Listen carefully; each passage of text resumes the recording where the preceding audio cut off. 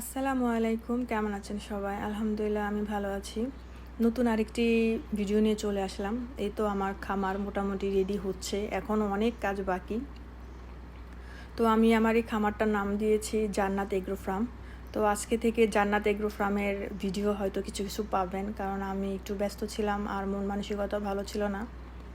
কারণ আমার হাজব্যান্ড বাইরে চলে যাচ্ছে, স্বাভাবিক একটু মন খারাপ হবেই। তো এটা ছিল 20 তারিখ রাতের ভিডিও, আপলোড দিইনি।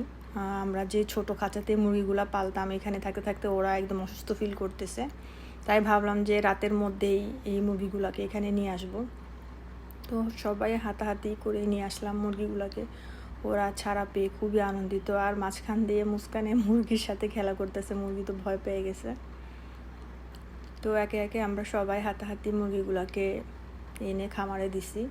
আপুও আমাদের হেল্প করছে, আমার বড় বোন, ভাইয়া, বড় বোনের ছেলে, এটা ও বের করতেছে মুরগি। ও অনেক কাজ করছে, মাশাল্লাহ দিলে কাজের ছেলে। ওর নাম হচ্ছে সাদমান।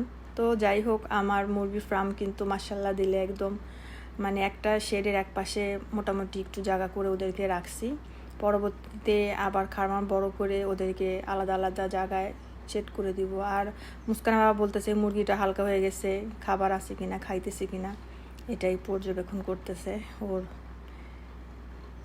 তো ইনশাল্লাহ ইচ্ছা আছে জান্নাত এগ্রো ফার্মটা ভবিষ্যতে আরও বাড়াবো।